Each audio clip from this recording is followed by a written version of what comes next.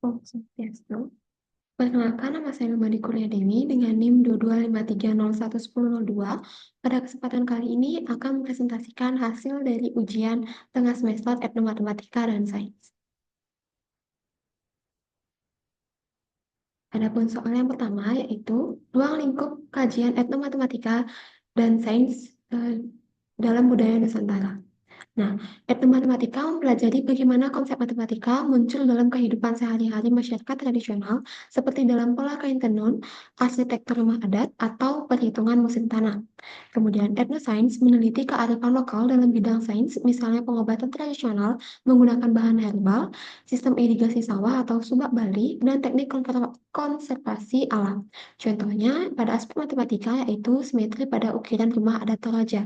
Kemudian pada aspek sains, contohnya adalah jamu tradisional Jawa yang dimanfaatkan yang memanfaatkan senyawa aktif dari tanaman obat tersebut.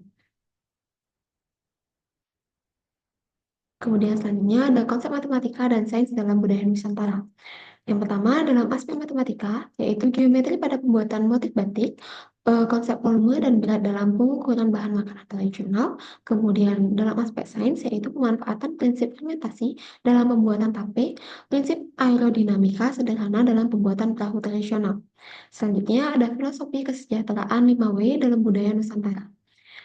Nah, 5W adalah filosofi kesejahteraan hidup yang meliputi warak atau kenyang, kemudian ada waras atau sehat, kemudian ada wasis atau pintar, selanjutnya ada wicaksana atau bijaksana, dan yang terakhir ada wening atau tenang batin yang mencerminkan tujuan hidup harmonis dan seimbang.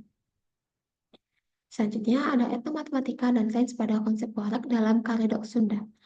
Jadi, yang pertama pada etnomatematika, yaitu pengaturan porsi antara bahan sayuran yang seimbang antara jumlah dan ragam, yang mencerminkan prinsip keseimbangan. Kemudian pada aspek sains, Kareda memakai bahan mentah yang kaya vitamin dan enzim alami, menunjukkan kearifan lokal dalam menjaga gizi dan kesehatan tanpa proses memasak yang akan merusak zat gizi.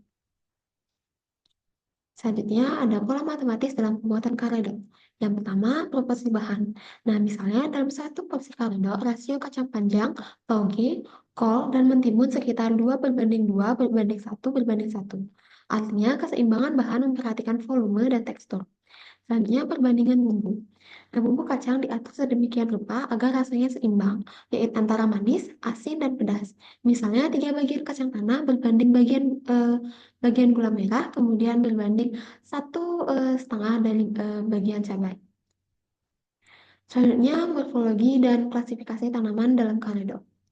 Yang pertama ada kacang panjang, berasal dari keluarga Fabaceae, yaitu berbentuk polong memanjang. Kemudian yang kedua ada toge, berasal dari keluarga Fabaceae, berasal dari biji kacang hijau. Selanjutnya ada kol, yaitu berasal dari keluarga Brassicaceae, yaitu berdaun lebar dan bertumpuk. Dan yang terakhir ada mentimun, berasal dari keluarga Cucurbitaceae, yaitu buah berbentuk lonjong. Selanjutnya ada proses fisika dalam fermentasi PU. Nah, yang pertama ada perubahan fisik. Ketan mengembang dan menjadi lunak karena kerja enzim. Kemudian yang kedua, perubahan kimia, yaitu ragi mengubah mati dalam ketan menjadi gula sederhana, lalu difermentasi menjadi alkohol dan asam organik. Dan yang terakhir ada fermentasi, yaitu proses anaerobik yang menghasilkan panas, aroma khas, dan rasa asam manis. Kemudian ada kandungan kimia pada bahan masakan tradisional yaitu ayam betutu. Yang pertama ada bawang merah dan bawang putih mengandung senyawa sulfur atau alisin yang bersifat antimikroba. Kemudian yang kedua ada kunyit yang mengandung kurkumin sebagai antiinflamasi.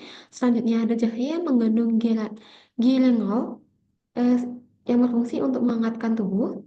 Kemudian ada kemiri yang mengandung minyak nabati, dan yang terakhir yaitu proses kimia atau reaksi kimia, yaitu proses marinasi bumbu ke dalam daging terjadi lewat difusi, yaitu saat pemanggangan terjadi reaksi Maillard yaitu atau reaksi pencoklatan yang akan memperkaya rasa. Kemudian ada morfologi dan klasifikasi tanaman usada yaitu kunyit asam. Nah, kunyit atau curcuma loma berasal dari keluarga Zingiberraceae, yaitu rimpang berwarna kuning cerah. Nah, kemudian ada asam jawa, yaitu Tamarindus indica, berasal dari keluarga Fabaceae, yaitu buah berkulit coklat keras dengan daging asam manis.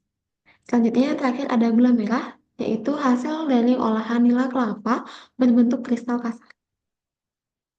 Selanjutnya, pengaruh fisika dalam pengobatan tradisional, yaitu jamu kunyit asam. Yang pertama ada konduksi panas. Itu terjadi pada saat kunyit direbus, senyawa aktif akan terekstraksi lebih optimal.